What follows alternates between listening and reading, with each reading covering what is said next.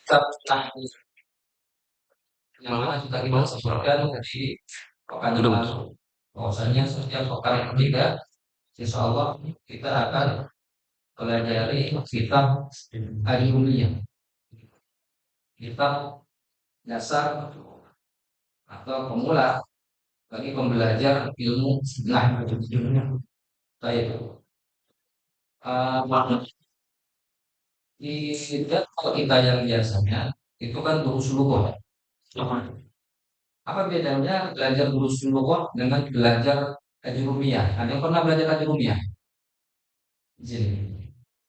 Satu aja. Yang lainnya belum pernah. Ada dua. Yang lainnya belum ya? Belum. Berarti ini pemula ya. Awal. Baik. Kalau kita belajar durus lughah, ya, materi nahwunya ada, cuman ngacak.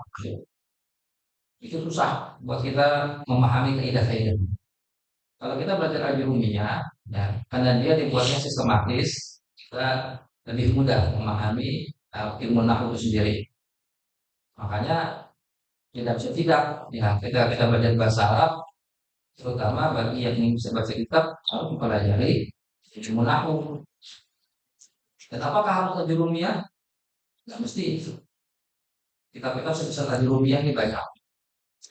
Ada nahwu wadi dan selainnya. Cuman memang kitab ini itu bagaikan kitab khusus lughah bagi pembelajar bahasa Arab. Kayaknya hampir-hampir orang nggak tahu kitab khusus lughah. Pasti orang tahu kitab khusus lughah bagi orang belajar bahasa Arab. Nah, begitu pula kita tajurumiyah. Hampir orang yang mempelajari nahwu ngerti. Saking masyhurnya kitab ini.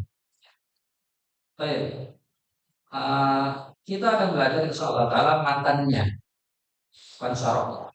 Jadi, anak pakai buku panduan ini namanya kitab Kufah Sodia terhilang namanya. Misalnya. Jadi mungkin tidak terlalu detail. Anda mengingat nanti di sini kebanyakan pemula sebelum pernah belajar. Soalnya kan kalau kita mendetail nanti apa namanya stabil. Baik ya. Anda jelaskan dulu pertama-tama tentang kitab ini sendiri ya. Kitab ini dinamakan kitab Ajurumiyah. Ajurumiyah. Ajurumiyah ya. Ada juga yang mengatakan kitab Jurumiyah. Jadi ada yang mengatakan Jurumiyah, hanya panjang. Ada yang mengatakan Jurumiyah. Lalu yang mana yang benar? Harus mengatakan bahwasanya mana aja boleh. Kenapa? Karena ini bahasa Ajam, bukan bahasa Arab. Jadi boleh kita bilang Jurumiyah atau Jurumiyah. Kemudian siapa penulisnya di sini? Anda bacakan dahulu. Penulis daripada kitab Jurumiyah Ibnu Ajurum. Kitab Ibnu Ajurum. Ajurum orang bilang amat di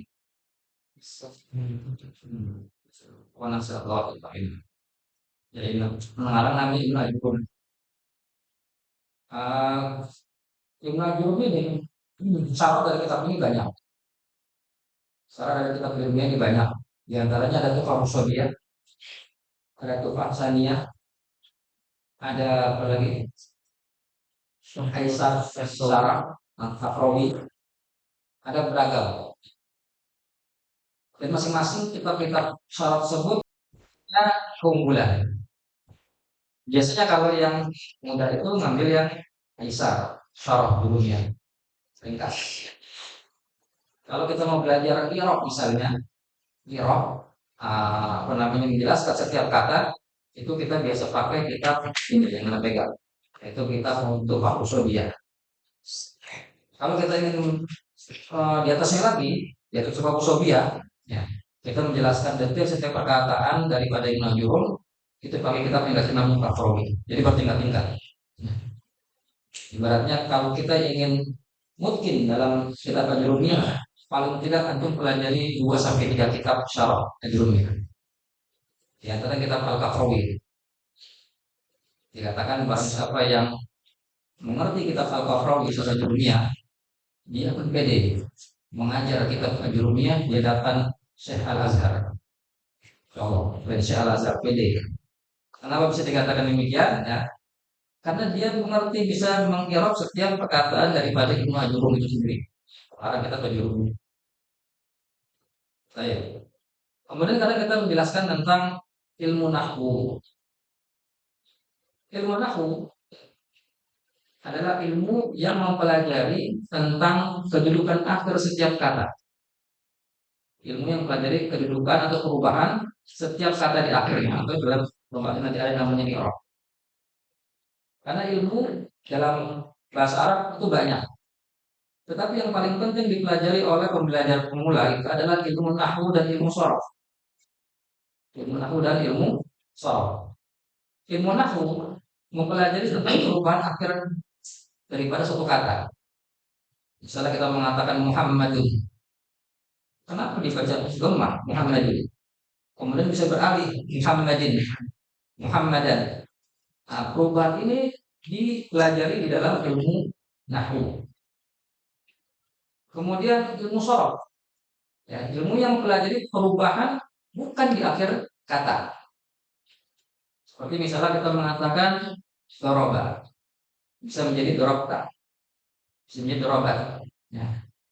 Perubahannya bisa di tengah kata. Dorob, doroba jadi dorob. Itu berarti ilmu sorof. Atau kita kenal istilah tasrif. Kedua ilmu ini penting bagi pembelajar bahasa Arab. Kenapa? Kalau kita ibaratkan anak mengumpamakan ilmu sorof itu seperti kita punya bahan makanan. Kita di dapur punya sayuran, daging, dan seterusnya. Tapi kita nggak tahu cara masaknya. Kira-kira jadi nggak di makanan? Nggak jadi. Ya. Maka ilmu yang mempelajari tentang bagaimana cara membuat makanan tadi, mengolah makan-makan tadi, itu ibarat ilmu nahwu.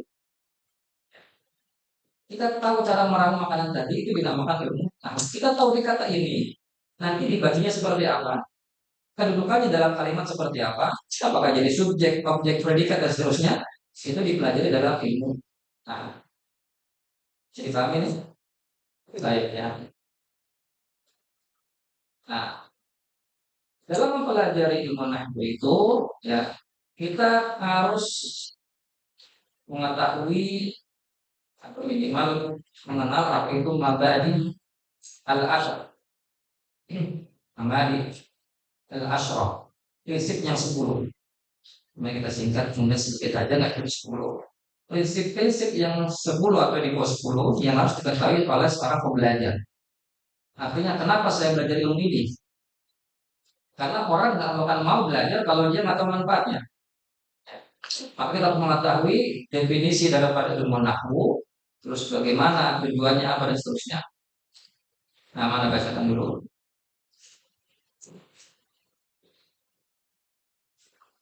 Muqaddimah dalam ilmu nahwu. Ilam annahu yanbaghi li kulli syari'in fi fa'lin min al-fununi an yatasawwarahu wa ya'rifahu qabla syuru'i bihi. Bagi setiap orang pembelajar dalam setiap cabang ilmu dia harus mengetahui sebelum memulai dengannya, ya, dia harus tahu gambaran ilmu apa yang akan dia pelajari. Dia pun ala basiratin bihi, supaya nanti dia punya basirah, punya ilmu. Wa illa lam yantafi bihi. Kalau dia nggak punya gambaran terhadap apa yang dia pelajari, nanti nggak akan ada manfaat. Kenapa sih saya belajar akidah? Kita harus tahu dulu. Urgensinya apa? Wajibnya kenapa saya belajar akidah? Begitu pula kenapa saya harus belajar ilmu nahwu? Wa yasulu tasawwur bi ma'rifati umurin. Dan kita akan mengetahui gambaran tentang ilmu nahwu itu dengan beberapa perkara berikut.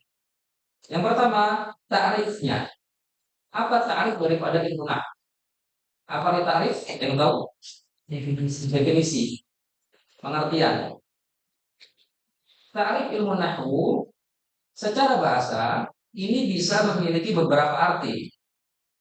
Definisi ilmu nahwu secara bahasa memiliki beberapa arti.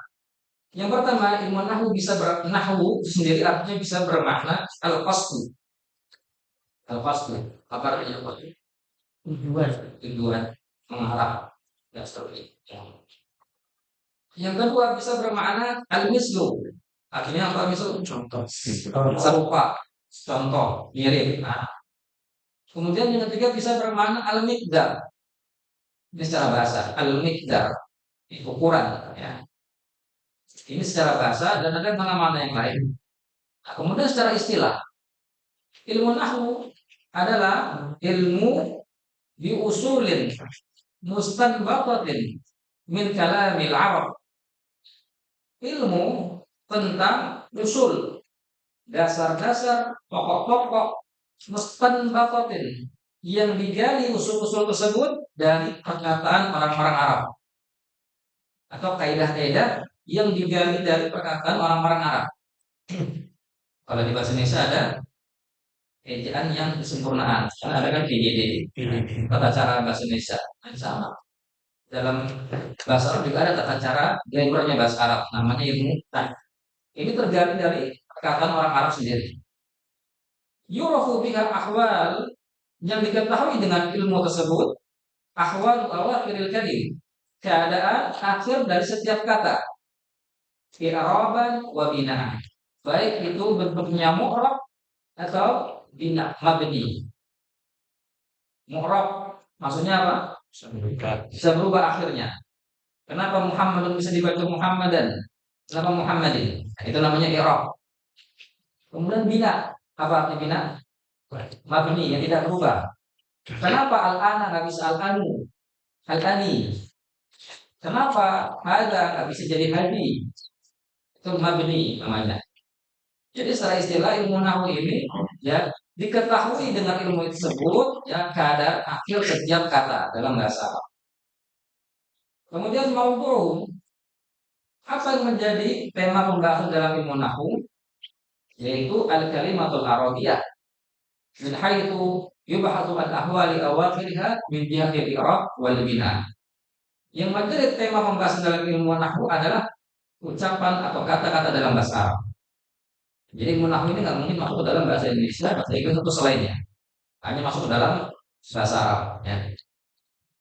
Kemudian samaratuhu, buahnya, manfaat daripada ilmu nahwu adalah saunul lisan anil khata'i fil kalam wal isti'anah bihi ala fahmi ma'ani kitab wa sunnah wa mukhatabatil arabi ba'dihim ba'dan. Wa mukhatabatil arabi ba'dhum ba'dan.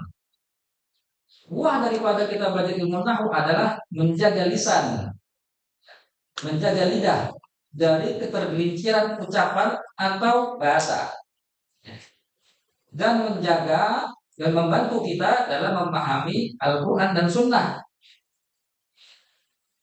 Jadi kita belajar ilmu nahwu tujuannya apa? Menjaga lisan. Karena terkadang seorang yang nggak ngerti ilmu nahwu, dia mengatakan contohnya, Doroba Muhammadun kalbun. Doroba Muhammadun kalbun. Benar atau salah kalimat ini? Salahnya di mana? Nah, nggak jelas. Yang mukul siapa, yang dipukul siapa? Maka adanya ilmu nahwu ini menjelaskan siapa yang jadi pelaku, siapa yang jadi maf'ul. Kira-kira siapa yang jadi pelaku? Muhammad. Ini dibaca Muhammad. Objeknya siapa? Alba. Maka dibaca mansub. Jadi dia menjaga lisan kita dari kesalahan dalam berucap dalam bahasa Arab. Makanya kalau misalnya berarti ilmu nahwu biasanya dia suka ditaskin tuh, Pak. Apa taskin? Sukun-sukun. Kalau ngomong tuh nggak pernah dibaca harkat akhirnya. Sukun. Ya. Aman. Sukunin aja ya, selamat. Itu bahaya. Jadi kita bisa melihat ini dai, Ustaz pintar bahasa apa enggak? Ya kalau dia ngomong seringnya baca itu di harokatnya dibaca semua seperti ini orang seperti ini, gitu. Dan juga dia membantu dalam memahami Al-Quran dan Sunnah. Ya bagaimana tidak? Kalau seorang dai, ya, dia nggak ngerti mana fa'il, mana maf'ul, bagaimana tahu terjemahannya yang benar atau tidak dari Al-Quran dan Sunnah? Ya kan? Maka dia harus tahu bahasa Arab, ya, dia harus ngerti ilmu nahwu. Makanya aneh kalau ada dai nggak bisa bahasa Arab. Berarti ilmuannya layak dipertanyakan. Dan juga membantu untuk percakapan. Dengan kita ngerti ilmu nahwu, kita bisa pede dalam bercakap dengan orang. Baik, kemudian Syarafu, kemuliaan ilmu nahwu. Kemuliaan ilmu nahwu ya sama seperti kemuliaan seperti buahnya. Sama seperti tadi manfaat daripada ilmu nahwu. Nah, karena manfaat ilmu nahwu itu adalah membantu kita memahami Al-Quran dan Sunnah, berarti dia menjadi ilmu yang mulia. Ya, menjadi ilmu yang mulia. Al-wasaillah ahkamul maqasid. Itu kayak menyebutkan sarana itu tergantung hukum tujuannya. Kita ingin mempelajari Al-Quran Sunnah. Hukumnya ini suatu halnya besar tentunya. Maka segala ilmu yang bisa mengantarkan kepada pemahaman Al-Quran Sunnah, maka dia semulia itu juga. Ya. Kita ingin tahu Al-Quran, kita ingin tahu agama, kita ingin tahu mempelajari ilmu fikih dan seterusnya. Ini hal yang mulia, pahalanya besar. Maka segala ilmu yang kita pelajari untuk membantu kepada pemahaman Al-Quran Sunnah, maka sama mulianya seperti kita mempelajari Al-Quran Sunnah. Al-wasail, hak-akamul, wasilat, tergantung sarana dan tujuan. Makanya pelajari ilmu nahwu dan sharaf ini penting. Ya. Ini bukan seperti ilmu kelas 2 dibanding ilmu tauhid, tidak. Bagaimana seorang ngerti tauhid kalau dia nggak ngerti apa namanya nahwu sharaf, nggak bisa baca? Jadi kokoh. Jadilah orang kokoh. Kokoh itu apa? Ilmu alat, bisa baca kitab sendiri. Itu kokoh lah. Gitu. Jadi paham ya? Baik. Kemudian nisbahnya. Kepada siapa ilmu ini dinisbahkan? Ya, ilmu ini dinisbahkan kepada ilmu bahasa Arab. Jadi ilmu bahasa Arab itu banyak, di antaranya ada 12. Yang paling penting tadi kita sebutkan ada nahwu dan sharaf. Ada lagi ilmu balaghah, ilmu arab, dan macam-macam. Lalu wawadi'uhu, siapakah peletak ilmu nahwu itu sendiri? Disebutkan al-masyhur anna awwala man wada'ahu Abul Aswad ad-Du'ali. Masyhur ya kata para ulama, meskipun sanadnya ini katanya ada yang bilang lemah ya, tapi ini perkara yang masyhur di kalangan para pembelajar ilmu nahwu, bahwasanya orang yang meletakkan ilmu nahwu adalah Abul Aswad ad-Du'ali. Abul Aswad ad-Du'ali. Dengan perintah Amirul Mukminin, dengan perintah Amirul Mukminin Ali bin Abi Thalib. Yang menyuruh untuk membuat ilmu nahwu. Kemudian hukumnya, bagaimana hukum belajar ilmu nahwu? Hukumnya adalah al-wujub al-kifayah. Fardu kifayah. Apa pengertian fardu kifayah? Siapa yang tahu? Apabila ada orang yang dari cara yang melakukan ilmu yang lain sama. Kalau sudah ada satu kelompok orang yang sudah melakukan, maka yang lain jadi. Atau pengertian yang lain, fardu kifayah adalah fardu yang bisa digantikan orang lain. Fardu yang bisa digantikan orang lain. Artinya kalau nggak ada yang belajar, satu kampung dosa semua juga. Ya. Maka kita perhatikan di lingkungan kita ada yang belajar bahasa Arab. Kalau nggak ada, antum harus belajar. Apa pindah?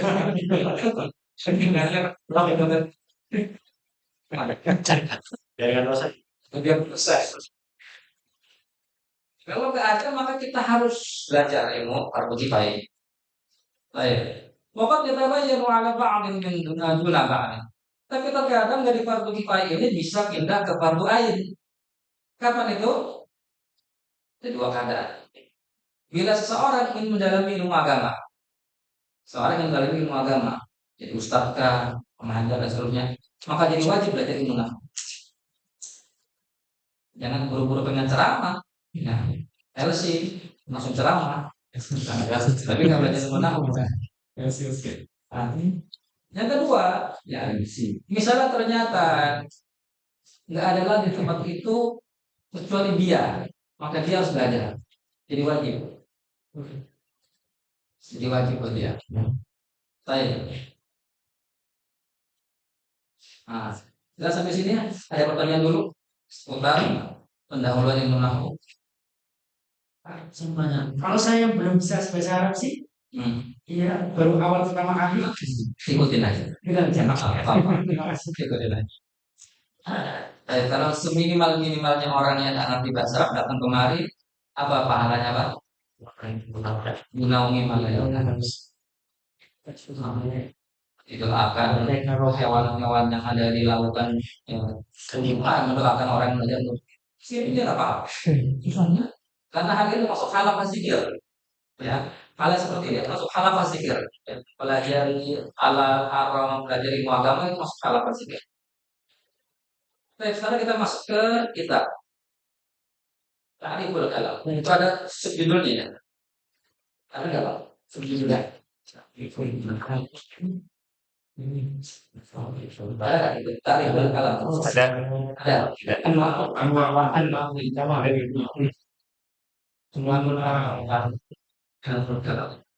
Ada harokatnya di sini.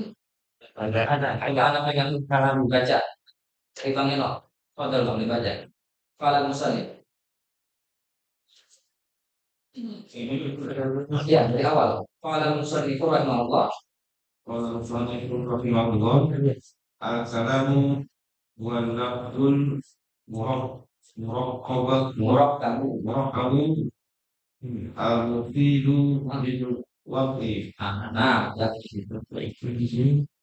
Al-musannif Ibnu Jurum rahimahullah taala mengatakan Bismillahirrahmanirrahim al-kalam huwa al-lafzu al-murakkabul mufidu bil wadhi. Kalam adalah lafzu, lapas. Antum tulis dulu.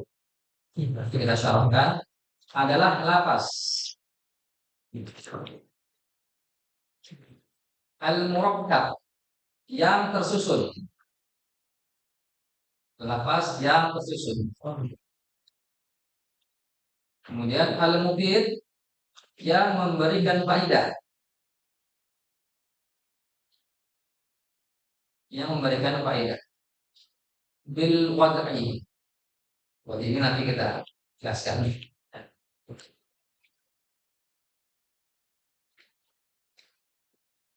Sudah? Baik. Jadi kalam adalah lapas yang tersusun yang memberikan faedah. Bil wad'i nanti baru jelaskan.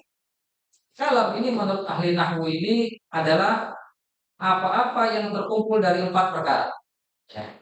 Kalam menurut ahli nahwu adalah apa-apa yang terkumpul padanya 4 perkara, yaitu al-lafzu, al-murakkabu, al-mufidu, bil wad'i. Ada 4. Dikatakan kalam itu ada 4. Sekarang kita jelaskan satu persatu. Kalam adalah lapas. Lapas itu apa? Mana lapas? Suara. Suara. Sahih. Ya. Adalah sautun, suara mustamilun yang mengandung mencakup ala ba'dhi huruf hijaiyah, sebagian huruf hijaiyah. Jadi kalam adalah suara yang mengandung sebagian huruf hijaiyah. Semisal kalau misalnya kita mengatakan zaidun. Ini lafaz bukan? Lafaz. Kenapa dikatakan lafaz? Ada sebagian huruf hijaiyah.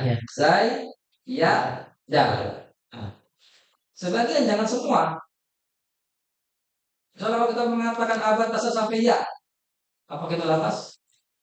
Semuanya kan, pas sebagian huruf hijaiyah. Nah, maka harus sebagian huruf hijaiyah.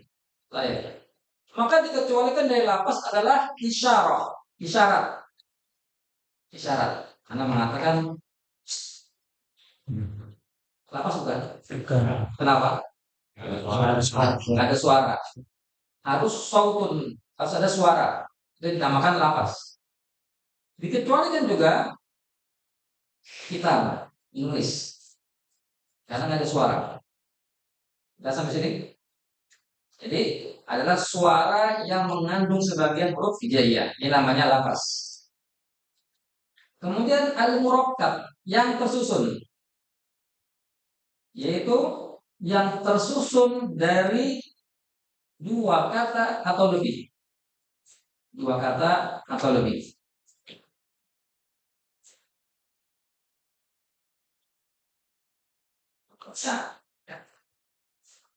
Muhammadun talibun. Muhammad talib artinya apa? Muhammad adalah pelajar. Ini kalam. Kenapa kalam? Karena dia ada sautun mustamilun, ada lapas. Muhammad lapas, kemudian Thalib lapas, dan tersusun dari dua kata. Ya, dua kata. Ja'a Zaidun. Kalam bukan? Kalam. Ya, maka dia harus tersusun minimal dua kata atau lebih. Dalam kita mengatakan zahabtu ilal masjid. Berapa kata di situ? Zahabtu ilal masjid. Empat. Ada zahaba, ada tu, ada ila, ada masjid. Empat atau lebih. Ya. Maka di situ tersusun dari dua kata atau lebih. Kalau misalnya Anda mengatakan Zaid saja, kalau bukan? Kalah. Lapas. Terus enggak? Enggak. Bukan kalah. Dia lapas dan dia tersusun. Jadi minimal dua kata. Baik, kemudian mufid. Apa arti mufid tadi? Sempurna. Memberikan faedah. Jadi kalam itu harus punya faedah. Maksudnya apa? Apa ini maksud dengan memberikan faedah? Di mana maaf ada faedah tentang matanya subutul mutakallim alaiha. Maksud memberikan faedah adalah di mana ya mutakallim ini dianggap ucapannya sudah cukup sempurna. Mutakallim sama orang yang bicara. Dikatakan kalam kalau misalnya si pembicara itu sudah menyetop ucapannya dan ucapannya sempurna. Ucapannya dianggap baik. Nah, kapan ucapannya dianggap baik? Kalau mukhatab ini nggak nunggu-nunggu lagi dia ngomong apa.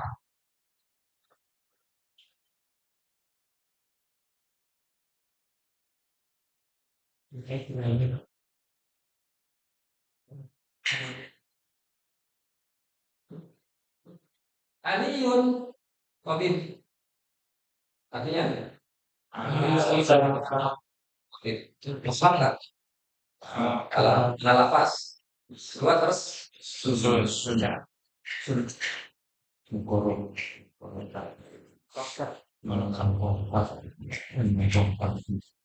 Safaro Muhammad Safar. Kalau bukan kalah. Dan karena ada lafaz, ada murakkab. Bedanya di sini ismiyah, jumlah di awal isim, ini jumlah di awal isim. Nah, kalau misalnya dia tidak menjadikan mukhatab, kalau misalnya dia membuat mukhatab ini dulu ucapan apa seterusnya, maka bukan kalam. Contoh.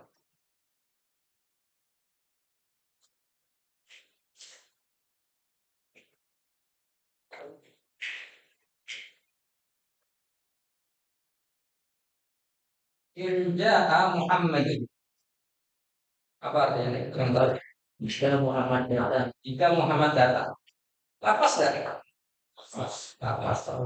Murakkab nggak? Murakkab. Terus sudah berapa kata? Tiga. In, Ja'a, dan Muhammad. Apakah dia berfaedah? Tidak. Apakah faedah? Nah, karena mukhatab masih nungguin. Jika Muhammad datang, kenapa kalau Muhammad datang? Jelas? Bisa dibedakan? Nah, kalau di sini kalimat sudah sempurna. Aliyun tabibun. Ali seorang dokter. Kalau Anas berhenti setelah ngomong seperti ini, maka orang yang mendengarkan nggak nanya-nanya lagi. Kalau sudah ada kabar, kenapa dengan Ali? Dia dokter. Siapa Muhammad? Ini kalau sempurna. Ketika Anda mengatakan ini, maka orang yang mendengar nggak akan nanya-nanya lagi. Muhammad siapa? Artinya siapa yang safar? Muhammad. Ngapain Muhammad safar? Tidak ada hukumnya. Tapi kalau kita mengatakan inja Muhammad, jika Muhammad datang, kenapa dengan Muhammad? Kosong, nggak ada kabar di sini. Maka ini belum sempurna. Berarti harus ada penyempurnanya. Karena kita mengatakan inja Muhammad, Ana Akum. Kalau Muhammad datang, maka saya berdiri. Nah, ini baru sempurna kalimat ini dengan adanya Pak Anak Akum. Maka selama ini belum diucapkan oleh mutakallim si pembicara, maka kalimat ini bukan lafaz atau bukan kalam. Jadi dipahami? Baik. Selanjutnya al-wad'ul arabi. bil wajh al-arabi. Kalam itu selain dia harus lapas, dia murakkab, memberikan faedah, dia harus bil wajh. Karena wajh ini antakun al-fas allati natakallamu biha min al-fas allati wada'at al-arab. Lafaz ini harus berbahasa Arab. Bil wajh artinya harus dengan berbahasa Arab. Itu ngomong sampai 1 jam pakai bahasa Cina. Kalau bukan itu, kalau bukan, bukan. Kenapa? Bukan bahasa Arab. Maka harus berbahasa Arab.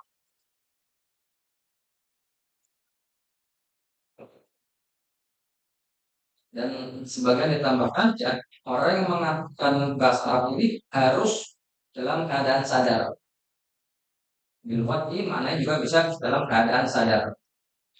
Misalnya untuk ngomong bahasa Arab anda yang tidak seterusnya lagi mabuk Pak. Kalau bukan ini, bukan. Atau lagi ngigo, bawa atau bawa sholat. Ini bukan kalam, ya, karena tidak sadar mengucapkannya. Ya.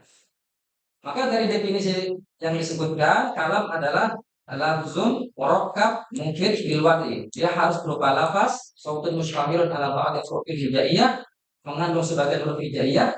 Al murakkab harus tersusun dari minimal 2, ya.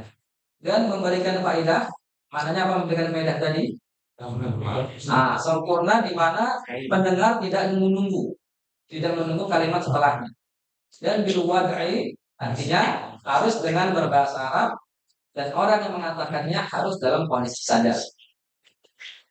Kita sampai di sini? Baik. Sekarang kita masuk ajza'ul kalam. Dari situ judulnya ajza'ul kalam.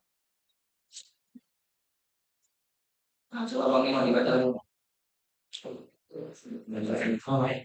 Setelahnya, kalimat setelahnya, saya kan wa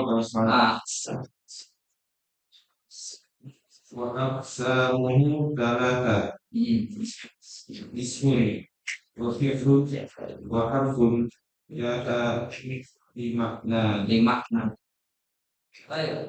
Kemudian musannif berkata waqsamu dan pembagian dia. Umir kata kembalinya katanya ini kembali ke siapa? Kepada kalam. Kalam atau kalimah? Waqsamu kalam. Tunggal. Dan pembagiannya ada 3. Kalam itu ada 3.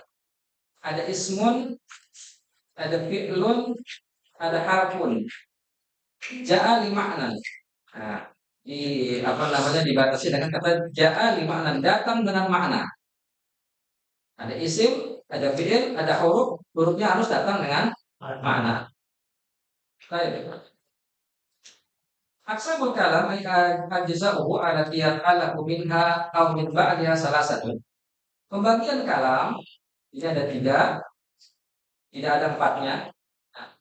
Mana dalilnya? Kalau cuma ada 3.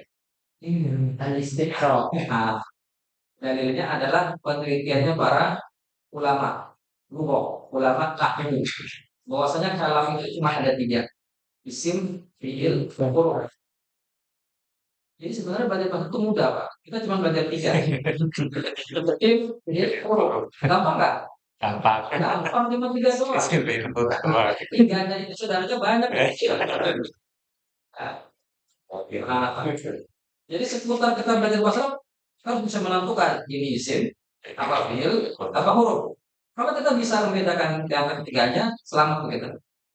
Terjemahan kita kemungkinan besar benar. Tapi kalau kita nggak bisa bedain isim, mana fi'il, mana huruf, kita terjemah. Baik ya. Kita harus kenal dulu apa itu isim. Isim yaitu kalimat dalam ala makna dinafsiyah. Kata yang menunjukkan makna pada dirinya.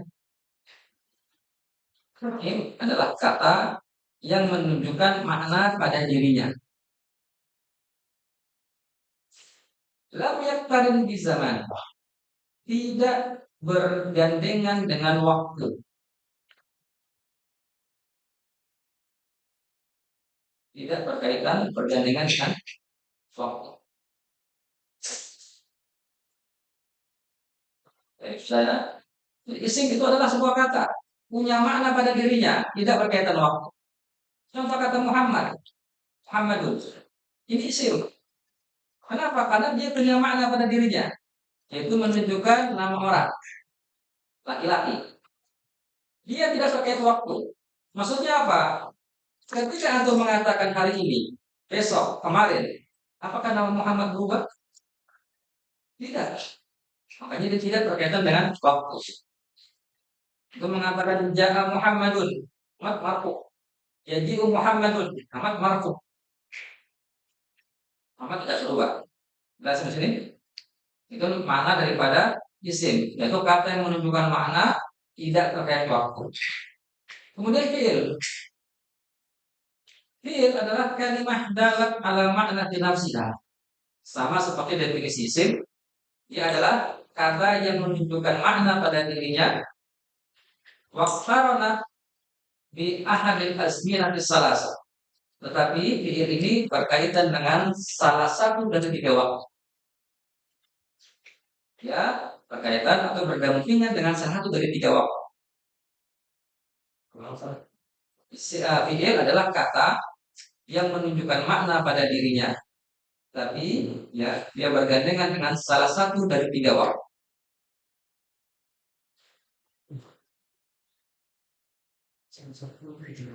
Ya, salah satu dari tiga waktu.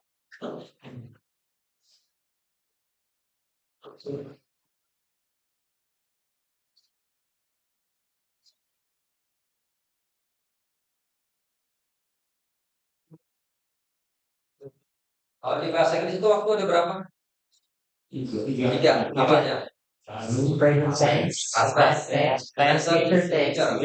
Sama. Bahasa Arab ada madin.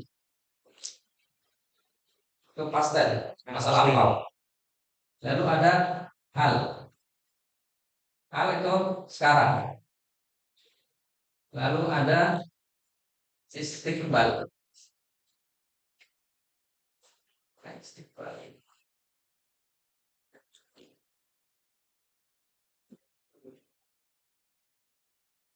Istiqbal. Madin hal istiqbal. Mana yang menunjukkan madin lampau, namanya fi'il madin. Mana hal mudhari, istiqbal bisa mudhari, bisa amar. Contoh misalnya mana madin. Darosa. Darosa dia fi'il. Kata yang menunjukkan makna pada dirinya. Apa artinya darosa? Telah belajar. Dan dia terkait dengan waktu. Waktu kapan ini? Lampau. Anjir. Karena mengatakan darosa Muhammad. Muhammad itu sedang belajar. Betul atau salah? Salah. Karena menunjukkan makna yang lampau. Mana hal? Ya dusu. Berarti artinya sedang belajar. Nah, maka ini menunjukkan makna sekarang. Dia menunjukkan makna yang terkait dengan waktu sekarang. Istiqbal.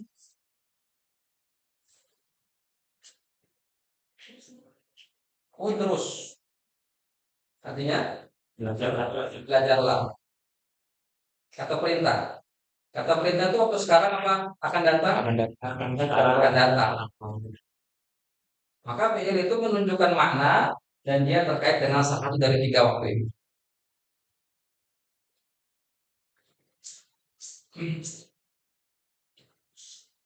Jadi pahami?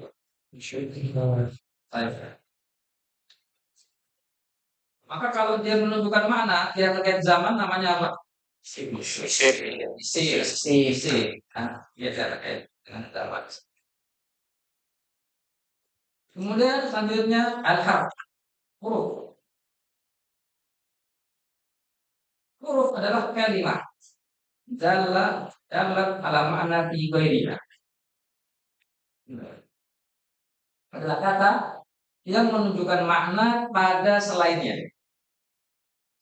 Kata yang menunjukkan makna pada selainnya.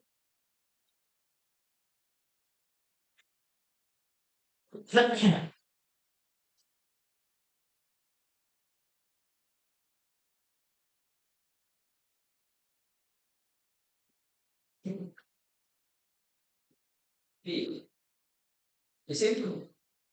Bukan. Fiil. Huruf. Kenapa? Tidak menemukan makna. Tidak ada punya makna ini. Tidak. Huruf adalah tidak menunjukkan makna kecuali dengan selainnya.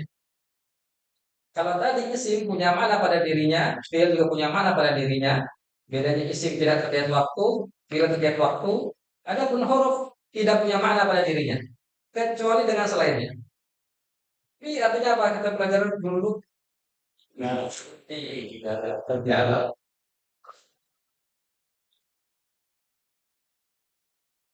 Allah bisa artinya apa? Allah ala sama. Allah di dalam langit, Pak.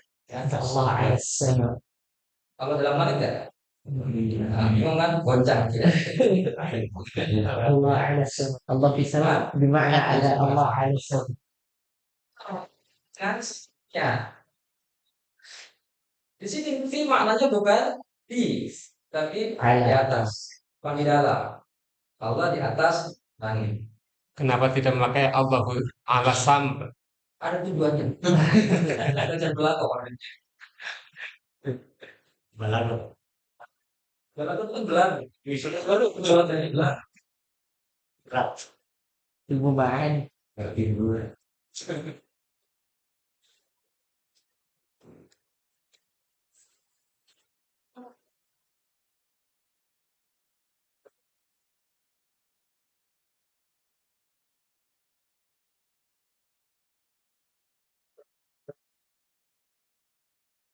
Kobo filosofi.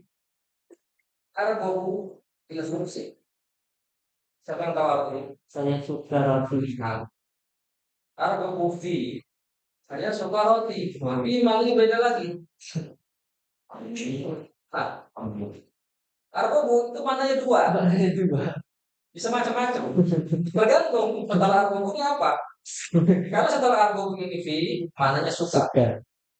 Saya doyan roti. Saya suka. Nah, tapi kalau misalnya setelah argobu ini an,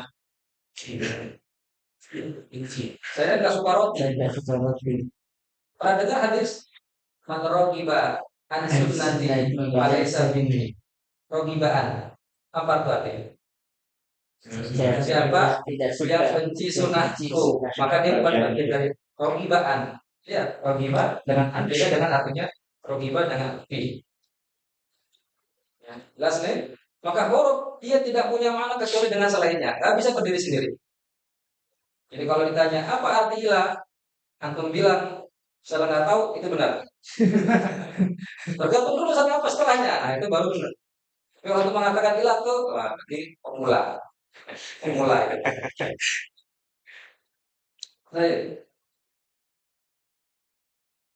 Nah, kemudian huruf ini ada dua.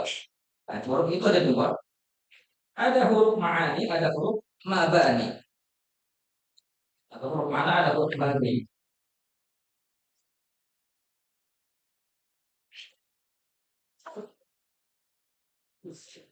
Harfu makna ada harfu mabni.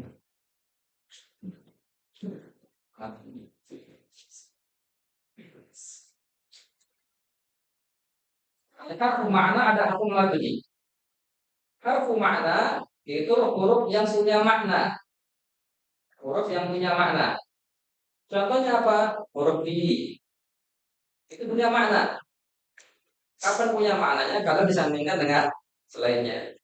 An atau huruf-huruf jar yang kita kenal. Huruf apa lagi? Misalnya lam atau la.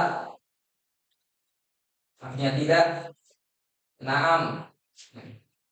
Itu huruf yang punya makna. Lalu ada huruf mabni. Huruf yang nggak punya makna. Huruf yang nggak punya makna contohnya apa? Ini Hamzah punya makna kan? Ro punya makna kan? Nggak punya. Wa punya makna? Tidak. Jadi huruf mabni itu huruf yang membentuk suatu kalimat. Huruf yang membentuk suatu kalimat. Kita mengatakan darosa. Darahnya nggak punya arti, rohnya nggak punya makna, sinnya juga sama. Ini namanya huruf mabni, huruf membentuk suatu kalimat kata. Huruf ma'ani atau huruf makna, huruf yang membentuk suatu jumlah kalimat. Misalnya kita mengatakan al-huruf fil khumsi. Kalau kita hapus al-gobu al-khums, nggak punya mana. Kita nggak tahu dia suka apa dia nggak suka apa suka roti. Dia suka atau nggak suka roti kita nggak tahu. Maka butuh huruf misalnya fi atau an tadi untuk menunjukkan makna yang diinginkan. Maka fi dan an tadi namanya huruf makna yang membentuk suatu kalimat. Dan yang dipelajari dalam ilmu nahwu adalah huruf makna. Harfu makna, huruf yang punya makna. Sementara huruf mabani atau huruf yang membangun kata itu tidak punya makna.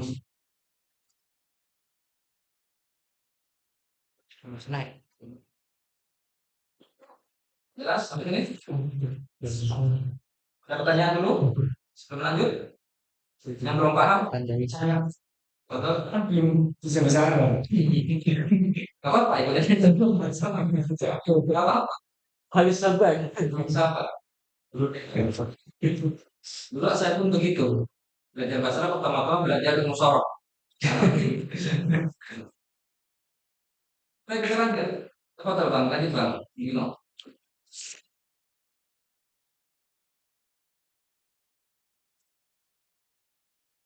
Di Paris dulu Romu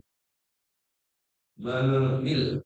bil Hak. bil hok Bil hafdi. bil hokdi wa tanwini wa sokuli Muli. wa dukuli alifi wal Walani. walani Walani. wa hurufil hokdi Baik.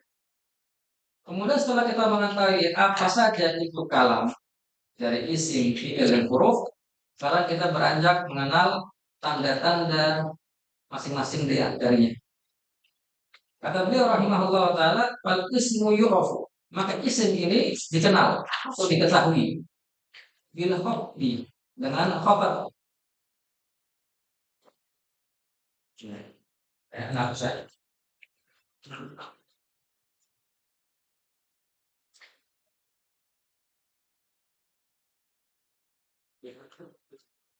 Karena dikirim hidup alamat yang pakai Ustaz Eko. isim. Tanda-tanda isim. Yang pertama al-qaf. Al-qaf. Al-qaf. Al-qaf ini istilah dari Kufah. Kufiyun. Artinya ahli nahwu dari orang-orang Kufah. Di mana Kufah ya? Irak. Mereka silakan kata apa namanya? Tanda isim adalah khabar. Khabar maknanya di sini adalah kasroh.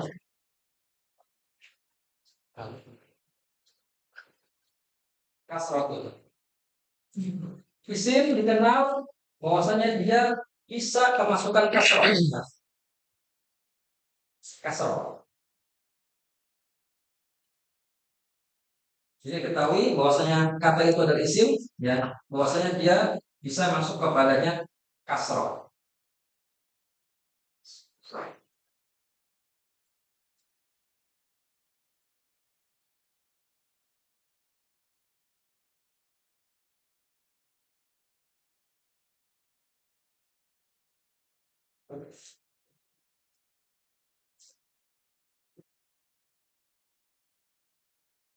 Contoh, marortu bi Zaidin.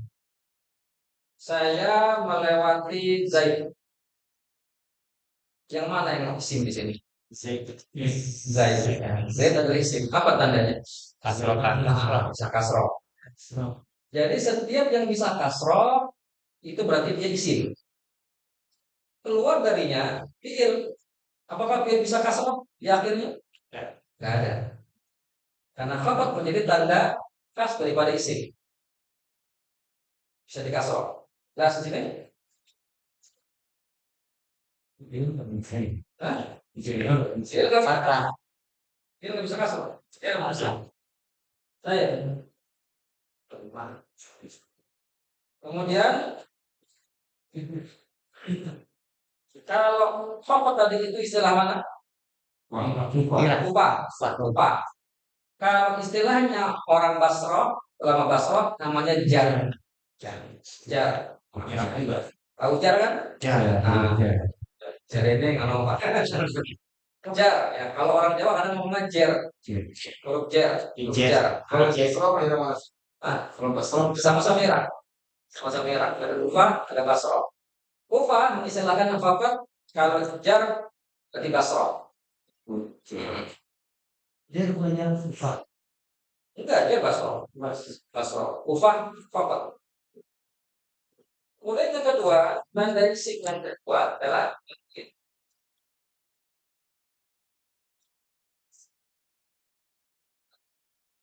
tanwin. Tanwin. Tanda isim kedua adalah dia bisa ditanwin. Contoh marok ke Zaid. Zaid isim. Apa tandanya? Dua. Bisa kasroh, bisa tanwin. Tanwin itu apa sih?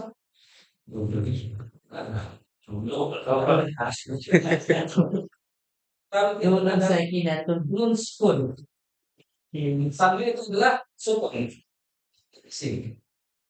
Diucapkan tapi tidak ditulis. Kata saya yang asalnya adalah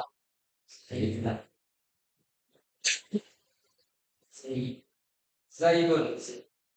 Kata Zaid asalnya Zaidun. Ada nun sukun di akhir kalimat. Ini namanya tanwin nun sukun ini.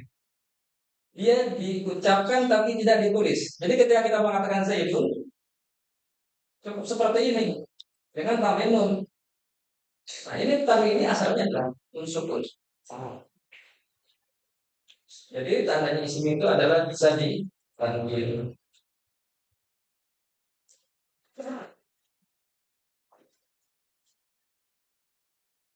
Lalu tanda selanjutnya dukhulul alif walam. Masuknya alif dan lam.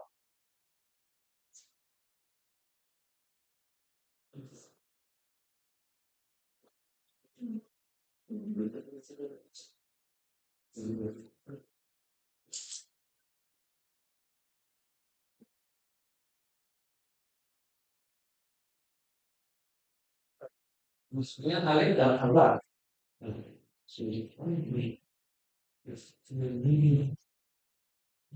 Alif dan lam. Jadi ketahui isim itu kalau dia bisa memasukkan al-alif walam.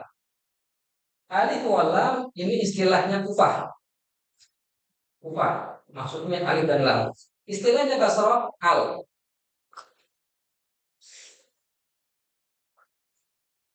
Al. Jadi diketahui diksi bukan kalau bisa memasukkan alif dan lam atau masukkan al. Kira-kira benar yang mana? Alif atau al? Lam. Dua-duanya benar. Boleh atau mengatakan lam dan masuk al. Tapi yang lebih tepat ya, kita mengatakan full alif walam. Lebih cocok. Kenapa? Karena kita mengatakan kalau huruf itu tersusun dari dua lebih, maka sebutkan suaranya. Kan huruf itu. Sebutkan suaranya al. Kalau satu huruf, sebutkan nama hurufnya. Coba. Berapa apa ini? Ba. Al-ba'u. Setelah masuk huruf jar, bukan bi, al-ba'u. Karena satu huruf. Berapa apa ini? Min atau mim dan nun? Mim dan nun. Kenapa? Karena dua huruf. Dari dua huruf. Bis suaranya. Suaranya min, bukan min huruf min. Kalau ini satu huruf, sebutkan nama hurufnya. Bisa. Allah. Karena kita mengatakan li kolamun, artinya apa? Saya punya pulpen. Kayaknya di sini domir muttasil, majrur oleh Li. li apa lam? Lam. Lam. Lam.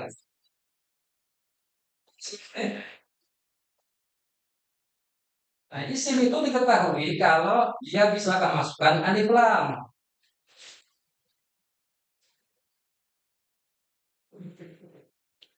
Sahabat at-talib. Siswa itu pergi. Talib isim bukan? Isim. Tandanya apa? Alif lam. Alif lam. Kayak gitu. Jelas sampai sini? Nanti kita ada latihan.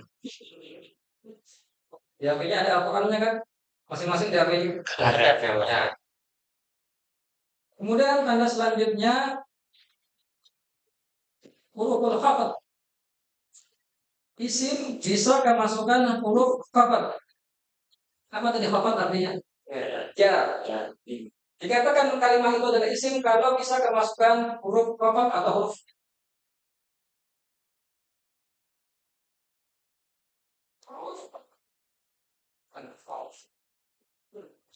Opti. Huruf jar itu apa aja? Boleh dibaca Bang Ino? wa hiya min wa ila wa an wa ala wa fi wa rabba Berubah. wa rubba Walba. wal ba'u Nah, lihat walba bukan wadi. Walba rubah mandi. Terus wal kafu wal lamu huruful qasami kosami. Oh iya. wa hiya al wawu wal ba'u wal ta'u. Bertahu. Baik ya. Huruf apa berarti huruf jar. Yang pertama apa tadi? Min. Apa artinya min? Dari. Oh, Jelas. min. Nah, kemudian ila dan seterusnya. Pasukan satu dinamakan apa? Ya, dinamakan huruf jar. Maka dia jadi apa namanya isim. Karena kita jelaskan makna-makna dari huruf-huruf tadi. Yang pertama min. Min. Min ini. Ini kalau dia min itu punya makna diantaranya bermakna tidak bergoyang. Bermakna tujuan, awal tujuan. Bisa kita mengatakan dhahabtu min baiti ila masjidi. Ila masjidi. Apa artinya?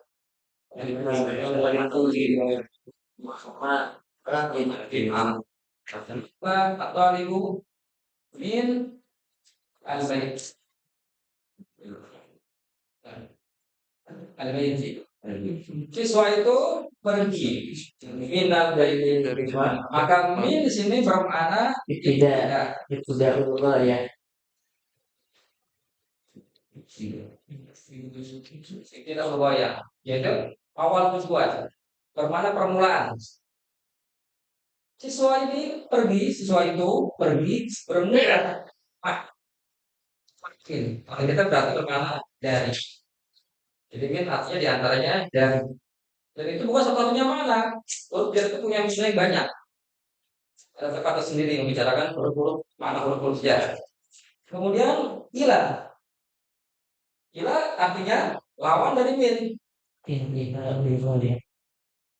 Ila bermakna intiha.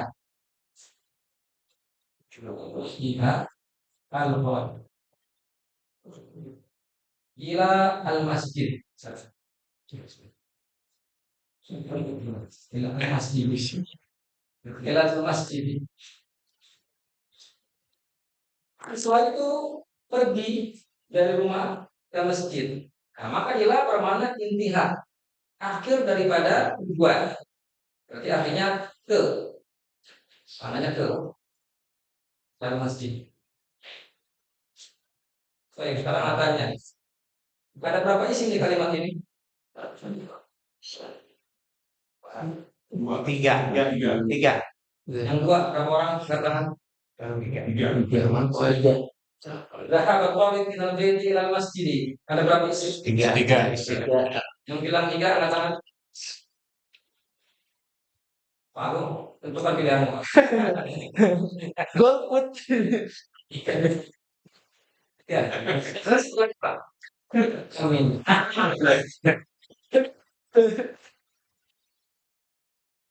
Baik, tiga yakin? Tiga. Baik, kita lihat. Berapa isim bukan? Thalib. Isim. Tandanya apa? Alif. Min. Huruf. Baik. Isim. Tandanya apa?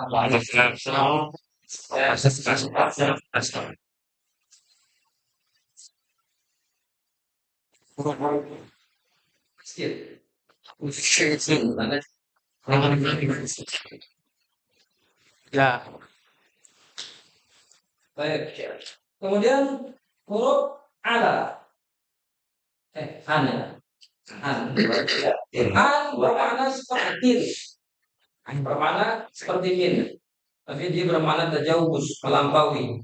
Seperti kita mengatakan Roma itu asah ma anil qaus.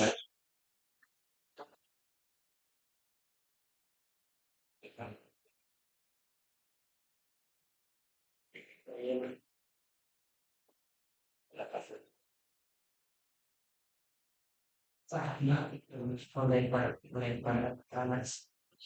Ini mau si itu makan mesin. Pakai si kausa. Kausi.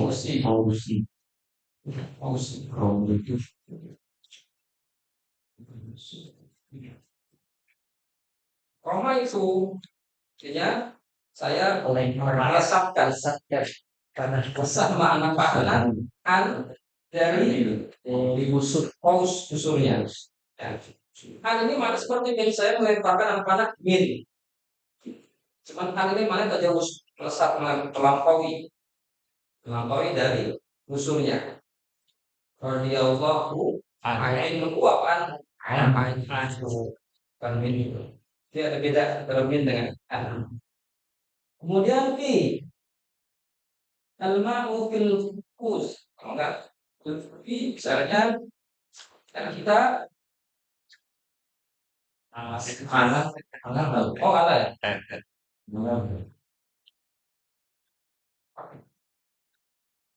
Alam akta.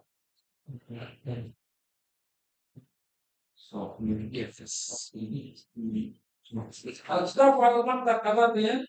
Itu dia. Itu di atas meja. Dalam apa? Keterangan. Mana di atas? Zoraf makan. Kemudian fi. Kita ganti aja. Al-Qatahu fil hakibati. Bermakna zoraf juga. Keterangan tempat. Buku itu fil hakibah artinya apa? Tas. Berarti fi maknanya keterangan tempat. Zorfiyah. Kemudian rubah. Ini artinya bisa dua ya. Rubah rujulin dari minlahi.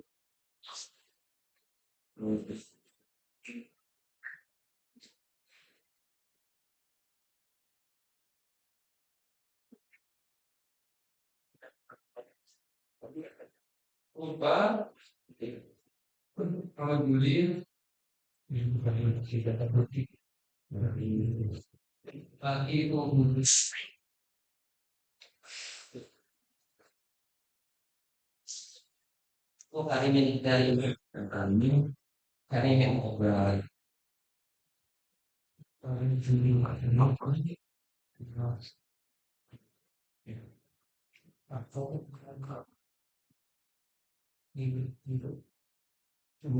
lagi itu karimin obat baru julin karimin lagi itu rubah Ini maknanya bisa dua.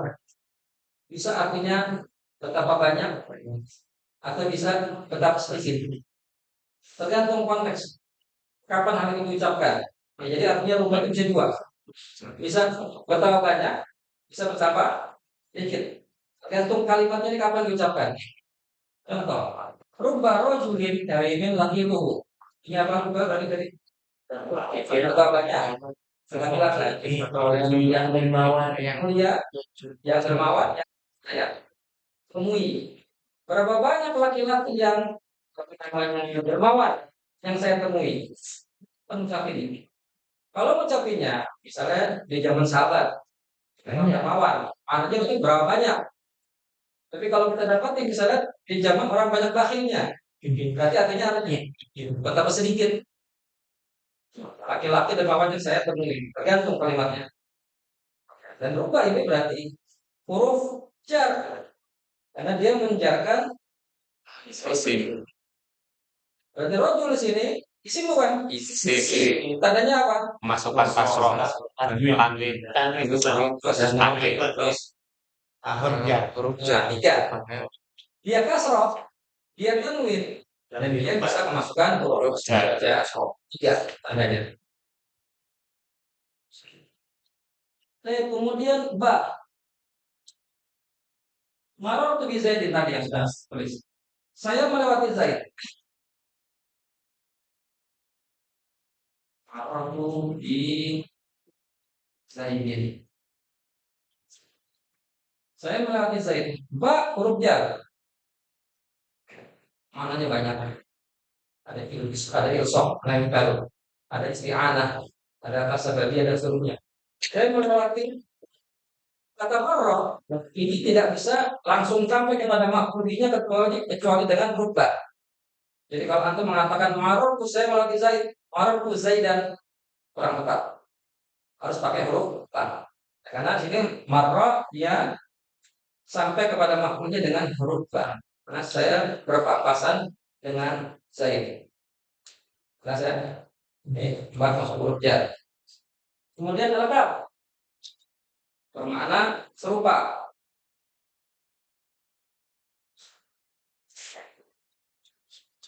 Zaidun kal asal.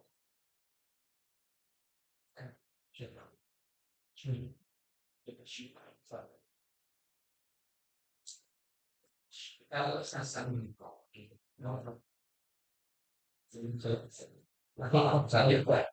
Tapi kalau mendes apa namanya? Kalau presiden asal. Tapi kalau mendes asal. Saya kalau asal lain seperti singa. Ini bermakna mislu seperti singa mirip. Antara akhi misalnya. Kamu seperti saudara. Nah, akhi. Terus lam. Lam maknanya juga banyak. Ya, tamlik. Ya. Contohnya li Muhammadin baitun. Tadi apa artinya? Li Muhammadin. Muhammad memiliki rumah. Li Muhammadin baitun. Tamlik maknanya. Lam bermakna memiliki. Dan ada mana-mana yang lain. Nah, itu dia huruf-huruf jar. Kemudian ada huruf kosam. Huruf kosam, huruf sumpah. Maksudnya huruf yang digunakan untuk bersumpah. Huruf yang digunakan untuk seorang bersumpah. Yaitu yang pertama al-wawu. Salah seorang mengatakan wallahi demi Allah apa la'ajtahidanna. Saya akan bersungguh-sungguh. Pakai wa. Wallahi. Maka kata lafaz Allah itu menjadi majrur dengan wawu. Ya. Wawunya wawu apa? Wawu qasam. Wawu sumpah. Wawu qasam, sumpah. Kemudian bisa juga ba. Al-ba, ba qasam. Billahi. Nah, demi Allah. Billahi la ajtahidanna. Demi Allah saya akan sungguh-sungguh. Atau tak qasam. Wallahi Soalnya kita idalah. Jadi Allah sama maknanya. Wau, ba, dan ta. Ini semuanya huruf bahasa.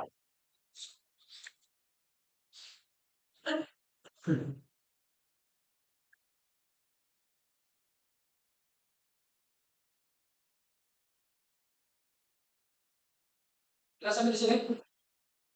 Ya, jadi tanda-tanda isim ada berapa?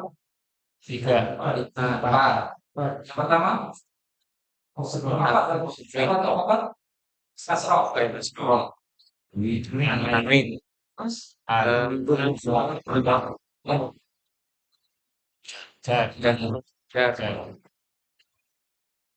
tanda-tanda tadi kita bisa melihat, misalnya dalam isim itu ada yang tanda-tanda isimnya ada di depan, ada yang di belakang. Contoh misalnya, tanda isimnya di mana? Depan atau belakang? Belakang. Kasroh. Kasroh. Aslinya di belakang kan? Zaidin. Berarti kasrohnya di belakang. Terus tanwin, di mana tandanya? Belakang. Tanda khafat dan tanwin itu ada di belakang daripada isim. Dukhulil alif qalam di mana? Depan. Kemudian huruful khafat di mana? Depan. Dan terkadang satu isim itu memiliki lebih dari satu tanda. Ya. Isim memiliki lebih dari satu tanda. Tadi kita tuliskan. Ya. Dia bisa kasroh, dia ada alif lam.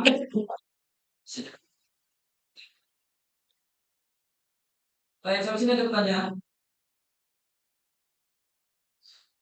Enggak ada? Makna baik tadi Pak.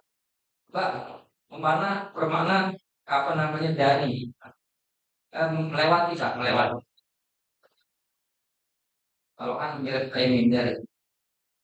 Ada pertanyaan sampai sini? Jadi kalau di situ di sini ada apa? Kalau enggak masuk dalam huruf tidak. Aku tidak nanti. Ini pemula. Kita semua ya masukin. Kalau pemula ya sedikit-sedikit dulu. Banyak satu lainnya juga. Dia pikir gitu, nggak langsung. Ya, ada lagi. Nggak ada. Nah, sekarang silakan buka HP. Buka aplikasi Al-Quran. Kita sekarang belajar mengidentifikasi isim. Ustaz Maskun itu ngajarin kayak gini. Jadi dulu. Kita buka. Buka surat Al-Fatihah.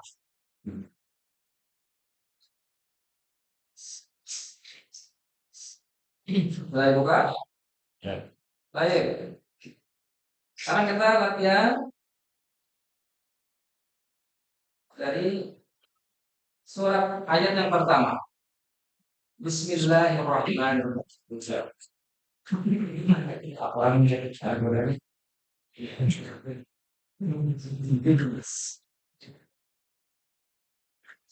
Baik, Bismillahirrahmanirrahim. Yang dulu. Sudah Pak? Tahu? Iya. Nah, Bismillahirrahmanirrahim. Ada berapa isim di situ? Empat. Empat atau berapa? Empat.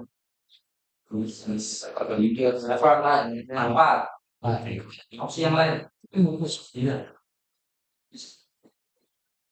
Baik, kita lihat. Pak, isim bukan? Ismu. Tandanya apa?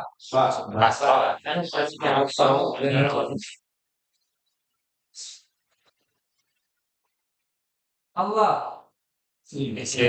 Bukan. Tandanya apa? Ada kebelang ada kasroh. Bukan.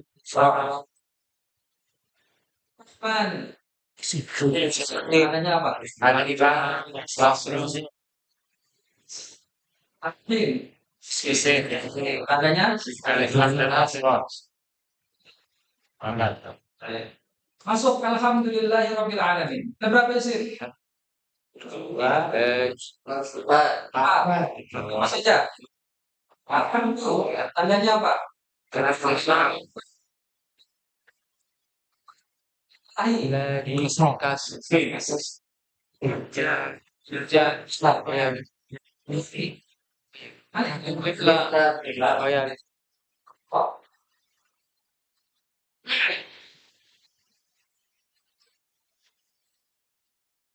Tiga.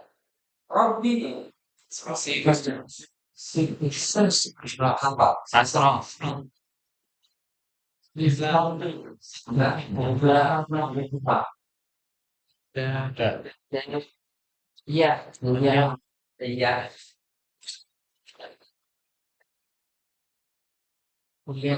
Nomor satu itu kasroh dan yang bisa menggantikan kasroh. Tanda isim itu adalah bisa kemasukan kasroh dan yang bisa menggantikan kasroh. Itu nanti ada tempatnya. Ya. Tanda-tanda apa namanya jar aja. Ya. Ada kasroh dan selain kasroh. Nah pada al-alamina di sini dia isim. Tandanya ada al. Kemudian khafat dia ada kasroh. Kasrohnya di sini bukan kasroh tapi yang menggantikan kasroh yaitu dia. Kenapa dia jadi majrur, jadi khafat? Karena dia dianggap jamak muzakkar salim. Mulhaq bi jamak muzakkar salim. Nah, baik, kemudian Ar-Rahmanir Rahim. Dua. Tandanya apa? Alif lam dan Kasroh. Maliki Yaumiddin. Berapa isim? Tiga. Apa saja? Pertama, tandanya Kasro. Yaumi.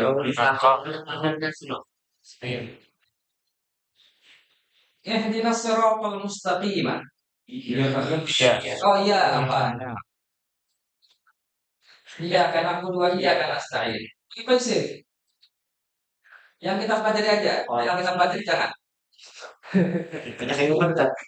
Ya. Dua. Dua. Sudah kelihatan kalau dokter belanja Satu. satu doang. Terus kita pelajari kan.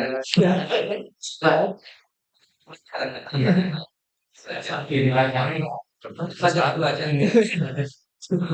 Pas panwang. Maka isinya sesuatu coba kan saja. Ihdinas siratal mustaqim. Mana sih? Seserot. Alif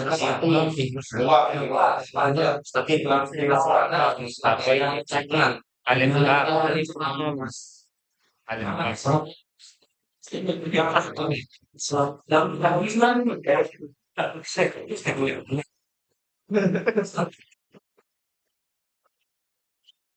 Siratal ladzina an'amta 'alaihim ghairil maghdubi 'alaihim waladdallin. Berapa?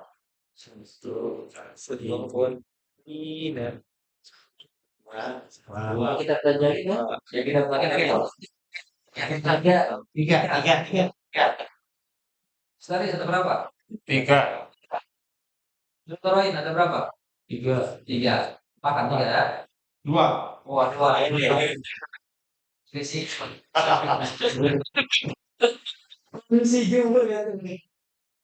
Baik, sirat. Isim bukan?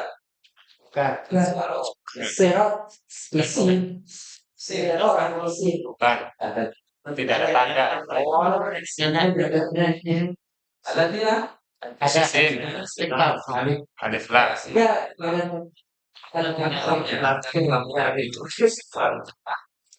Isim alif lam. An'amta Bukan. alaihim. Bukan. Oh jadi Isim kasih. Kasro. Maghdubi. Isim. Isim tandanya. Dari lagi? Nggak ada. Waladdallin. Waladdallin isim. Apa lagi? Ya. Ya. Jelas sampai sini? Sekarang kita lanjut ke Al-Baqarah. Tapi kalau misalnya dikatakan alladzina itu isim terus apa tandanya alif lam enggak salah pada saat. Alif lam kan ada lazimah dengan lazim. Al-ana lazimah. Gitu. Jadi isim Alladzina. enggak al-ana. Enggak, maksudnya ketika kita mengatakan alladzina isim dengan tanda alif lam, bukannya enggak tepat. Harusnya kan enggak ada tandanya, Ya. ya kan? Nah, kalau yang al-ana baru ya. Ya. Baik, kita lanjut. Sekarang surat Al-Baqarah. Anak kasih waktu 5 menit. Baik. Cari apa ini? Cari isim, masih isim kita. Cari berapa isim? Dari 5 ayat saya. Untuk cari Enggak, isim cuma dari 3. dari 5 ayat. Silakan. Nah, 1 sampai 5. Cari ada berapa isim? Ayat pertama termasuk, Pak. Apa? Alif lam itu enggak ada ya? Dua. Dari 2.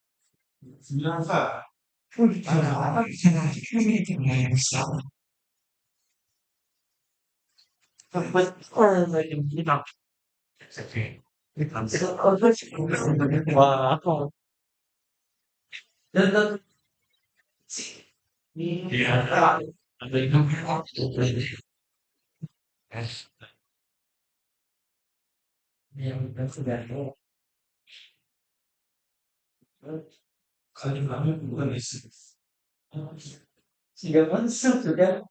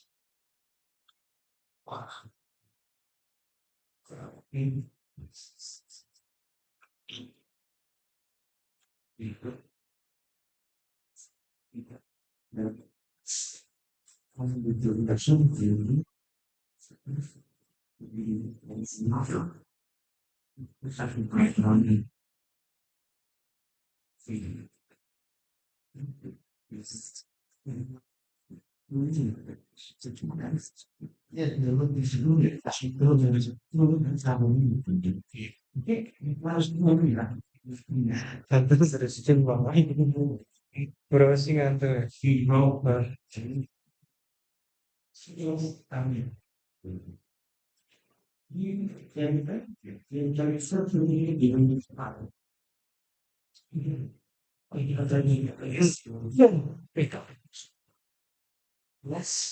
Nah, soalnya kan kayaknya beberapa orang juga yang belum justru dia langsung ditanya data lagi aja nanti dibilang lebih 11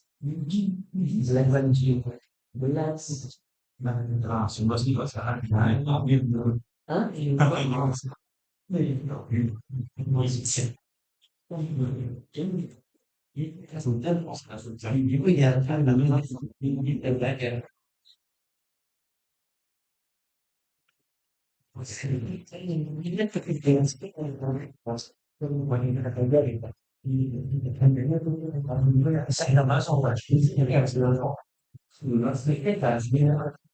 Nanti ada salah juga masuk ya.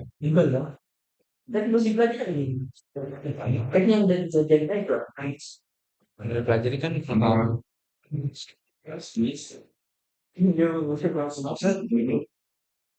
karena itu kan dari kalau kita teman-teman ya kan nanti di bulan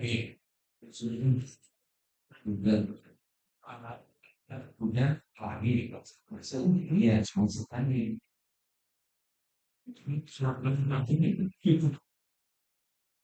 mana yang yang bisa saya kan belum belajar itu tapi yang terakhir itu yang apa kemudian besok ketika dilihat terus ada ayat ayat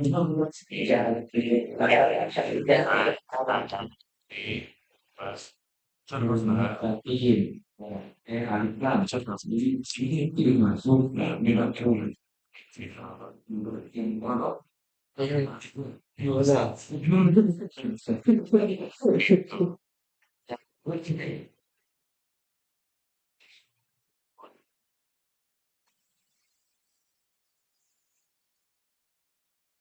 sama ini satu loh yang satu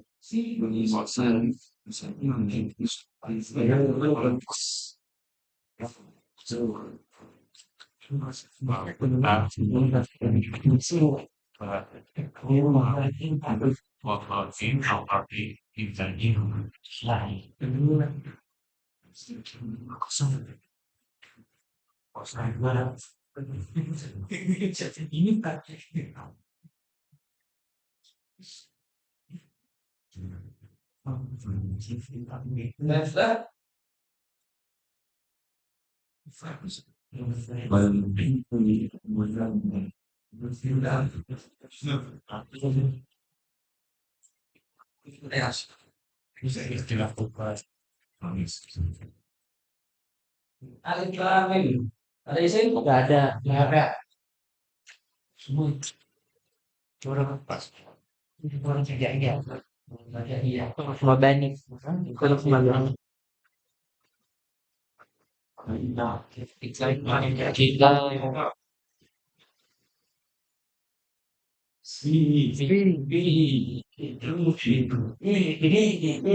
belajar itu pun isinya nggak punya saja Sinya tidak ada kasarnya nanti itu kasar karena iya karena iya apa yang mutakin nanti ilmu taklim ilmu taklim nanti ilmu taklim ya tidak enggak enggak enggak jadi udah enggak enggak memang ahli bengkok iya deh nah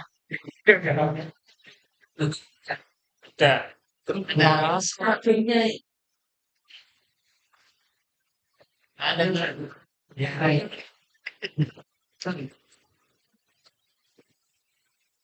nggak jelas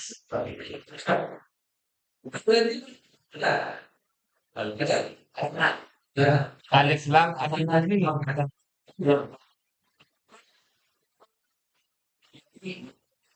belum ya asmaul nas alif kasih nurul jar ahmad jar kasar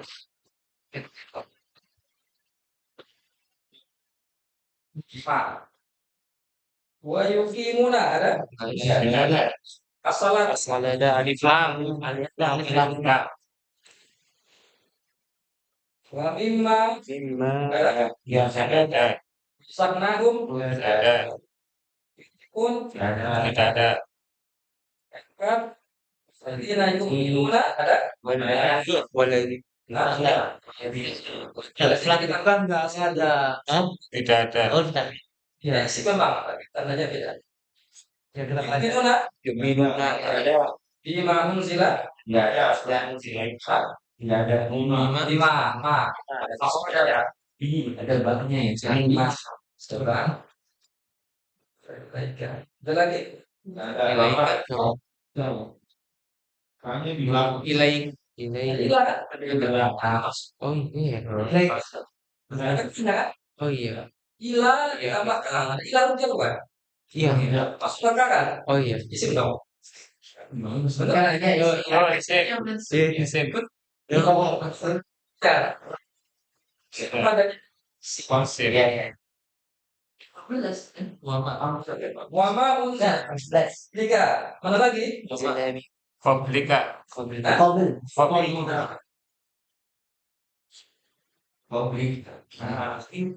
Baik. Wabil akhirati hum yuqinun. Akhirah. 10. Terus Budan. udah. Budan. Enggak lah. Semua. Tanda-tandanya enggak? Tidak ada. Belum nyari. Udah. Udah. Katanya apa? Tanwin. Dan ada Min. ada huruf tanwin.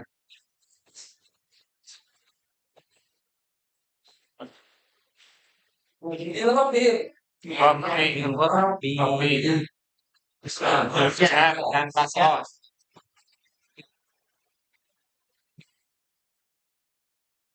Lagi. Al-Muslimun. Islam. Terus ya? Terus ya? Ini benar. Salah sekali. Ya, Islam.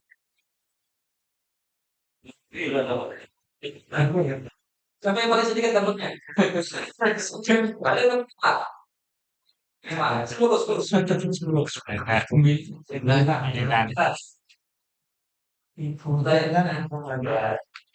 Nah, itulah dia tanda isim. Sampai sini ada pertanyaan. Set. Karena masih kurang terima yang budan itu kan diakhiri tanwin. Kalau budan itu bukan diakhiri tanwin. Dia kan tanwinnya itu di huruf dal. Akhirnya itu alif maksur. Maksudnya lima muqaddarah. Kodal Ya itu tadi muqaddarah. boleh berarti. Sepemahaman anak pun. Sebelumnya. Zatawan. Kalau kita yang dipelajari kan belum ini kan. Iya, karena kan ada patah, ada domah, ada kasrah muqaddar. Kadang terkadang dia ada patah, jadi patah biasa. Kadang ada patah, jadi patahnya muqaddar. Gitu. Berarti masuk tanwin apa? Kan ada 4 jenis tanwin. Masuk tanwin apa? Lupa apa ya? Ada tanwin tamkin, tanwin muqabbalah, dan macam-macam itu. Itu itu terbiak. Di kopi. Saya sampai sini itu. Lagi? Enggak ada. Enggak paham ya? Insya Allah. Kalau nggak ada kita cukupkan teman sekalian. Kalau kita lanjut pekan depan ya. Bulan depan ada Pak. Jauh sih. Kenapa jadi dulu dong? Ini sedang seling.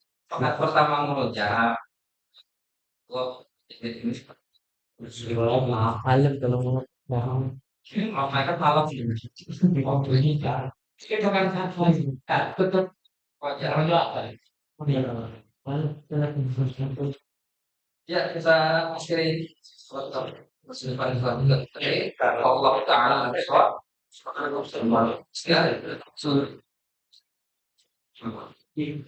Assalamualaikum warahmatullahi wabarakatuh. Waalaikumsalam.